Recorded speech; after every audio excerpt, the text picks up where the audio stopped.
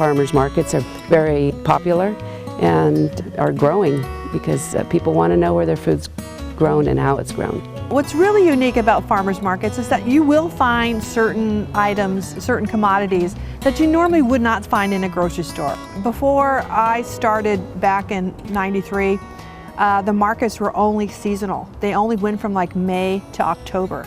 And then they didn't do anything during the wintertime. Well, because of all the multi-climates here in California, you can go ahead and have year-round markets because everything is available year-round. Buying at farmers market is great because not only it's fresh, but you know where it comes from, and sometimes you'll find items that you can't find at a local supermarket. The good of selling farmers markets is it's face to face. Like, you're my customer, I'm your farmer. It's like a personal relationship, and I feel like I'm valued there a lot more than I'm valued selling wholesale, because people see me and they see my hands are dirty and they see that I'm the one actually doing the work, and they really appreciate it. We loved seeing new people coming, meeting always new people. There's always new people that showed up and talked to us and wanted to learn more about honeybees, and I always gave my spiel to everyone who wanted to listen, and it was great. It was a great experience for me and my business.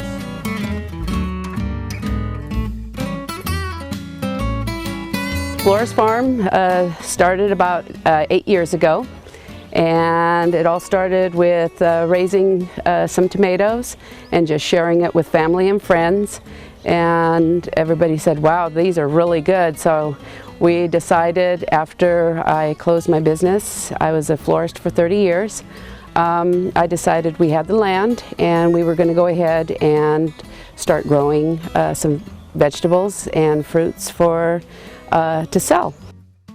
I love to grow lettuce. We do probably about 10 to 12 different varieties of lettuce, whether it's head lettuce, a green leaf, a red leaf, but lettuce is always fun because it's really pretty.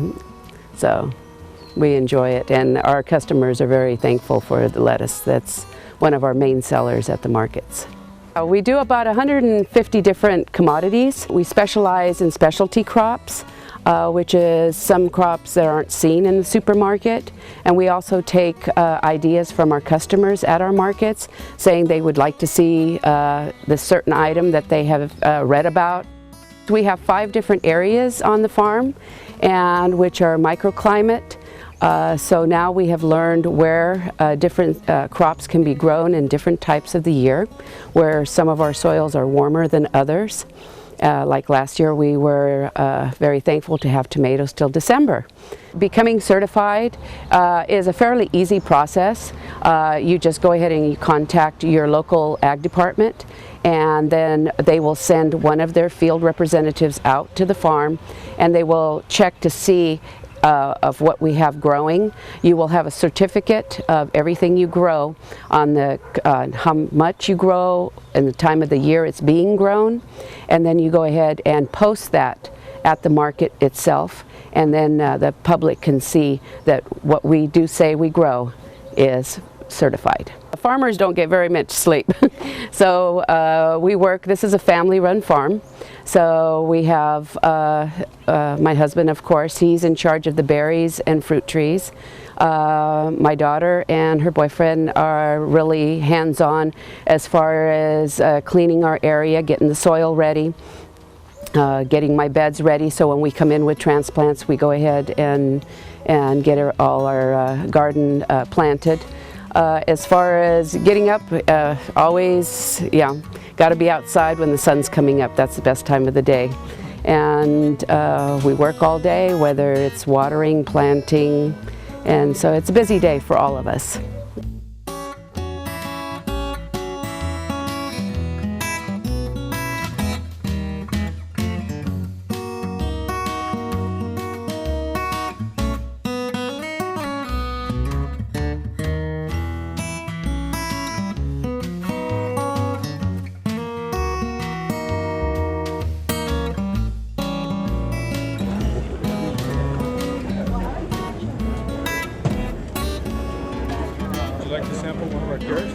Certified producer certificates and farmers market certificates are issued by the Monterey County Agriculture Commissioner and commissioners throughout the state in each county.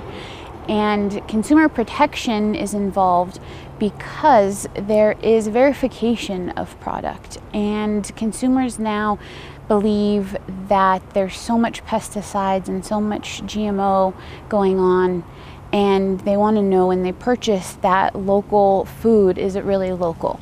And having the markets and the producer certified give them that verification and that security, knowing that they are protected and they know that the produce that they are consuming and purchasing have been checked by a government official.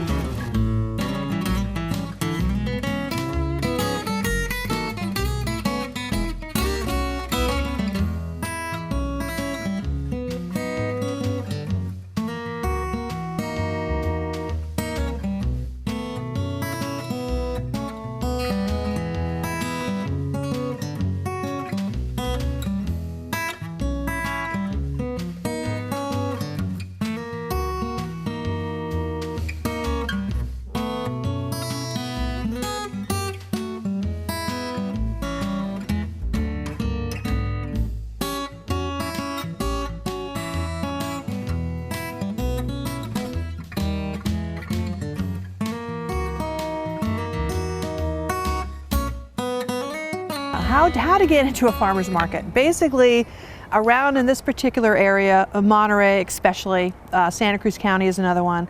You know, we've saturated the markets. You know, I think as far as we go, we do have quite an extensive waiting list. It's nothing for someone to wait 10 years to get in. What we really try to strive for, and I'm really proud of this particular aspect of our Farmers Market Association, that the farm basically goes down to the next generation. And that is what's really nice, is that you're keeping that farm in that family. And so we have multi-generation farmers and families at the market at this time. So yes, it is hard to get in, but once you're in, you are treated like family.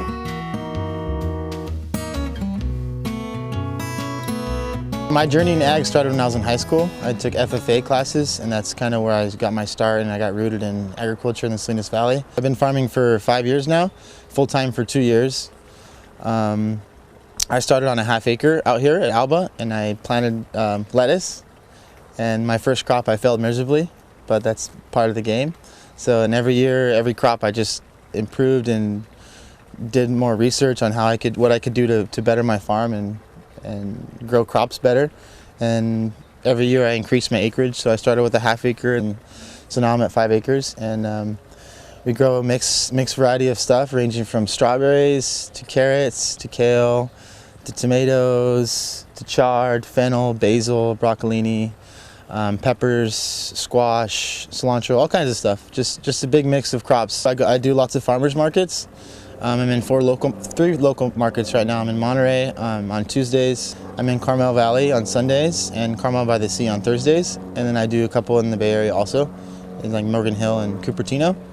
The hard things about farmers markets is always having to have the product in the field harvesting. You want to always be harvesting crops. So it makes it hard on crops like lettuce and fennels and one-time crops that you just harvest it once and then you're done. It makes it hard because you have to keep planting little successions all the time, and having a small farm, you're always doing groundwork and disking one area and planting one area to make sure that everything's coming off at the same time.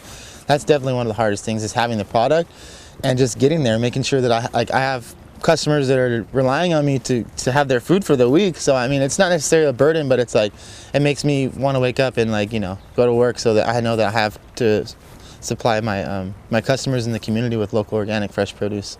I really enjoy working for myself and being hands-on in agriculture, so I feel blessed that I was able to come across Alba and be able to start my own farm because I love it. So I'm really happy and blessed, and I see myself in the future. What I want to do is I want to just keep growing my farm and get bigger and acquire more accounts and grow more crops, and also get into more farmers markets. There's definitely a shortage of farmers, especially young farmers, because I think the average age of the farmer in in the United States is like over 50 or something.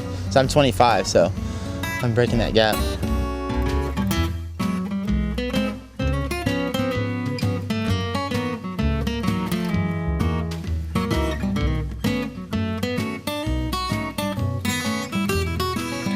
The process for certifying certified producers is somebody will contact us. We ask for verification of either ownership or a lease that they can legally be farming that piece of land that they have the plants on. So we will go out and verify that they are growing what they would like to see on their certificate and what they want to sell at the markets. I think farmers markets, certified farmers markets, play an extremely important role within agriculture now, because it's that one-on-one interaction and public education that is key when it comes to agriculture, and the public's misconception that they may have an idea as to what's going on within the ag world, but once they start interacting with that farmer and really knowing how their produce is being grown and being treated and being cared for, then they really are beginning to understand agriculture and understanding everything that goes into it.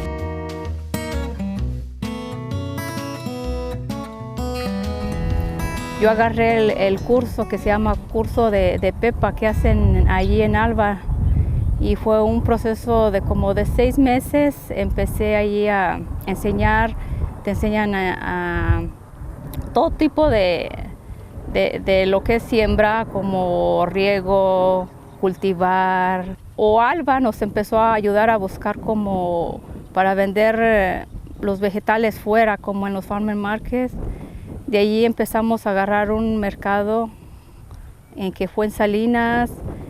También fue muy difícil ahí porque yo empecé a vender en las iglesias, empecé a vender en las escuelas, en cualquier evento.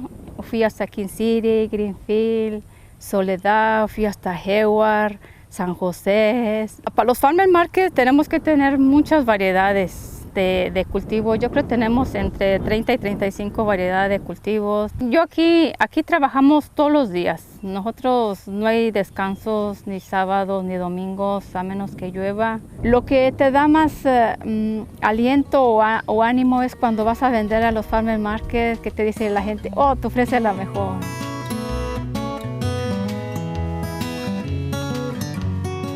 And what I see for the future of farmers markets, it does depend on your consumer, and we have a really great group of people that come week after week to support us. They become family. We know a lot of them by their names. As a market manager, I have to make sure that people have their correct signage up, that they have their producer certificate is hanging. If they're organic, all that material needs to be up as well. Where they're from, all their prices. It's different every single market, and I think that's why I like it.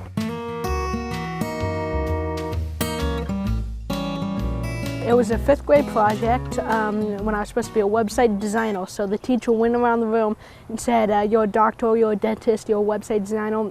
And in doing that and getting an A on my project, I decided to make my own website. And I made my website about honeybees because I just thought they were so interesting, and they were just, wonderful animals and creatures. And then after that, I went to a whole bunch of classes to teach, basics about honeybees and all the, crazy stuff that happens with them, and conferences with a whole bunch of beekeepers. Love the beekeeping industry. They're awesome, people and everything.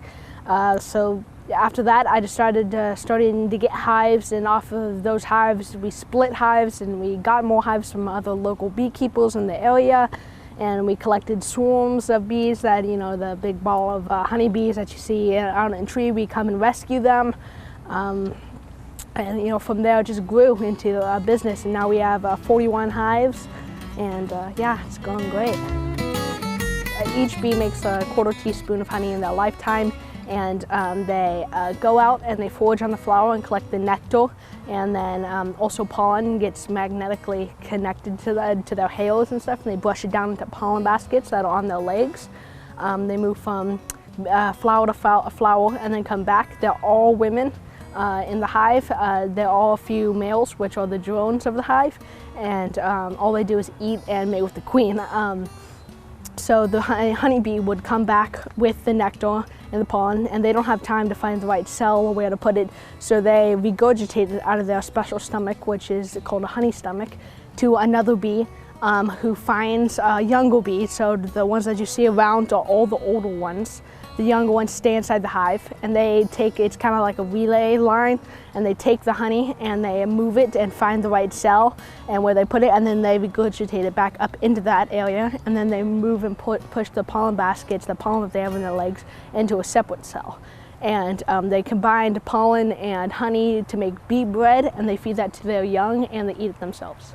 So our tagline is bringing you the best honey in the world. So I'd like to travel around the world and do kind of a hive to table sort of deal, meet all the beekeepers, how they keep their bees, what equipment they use, like to figure out all of that, and bring their honey back and into the light of all these people who don't really just see there's one type of honey on the shelf and that's all they know. They need to, it's like wine tasting. There's all these different kinds out there, and they'd really like to, I'd really like to shine the light on it.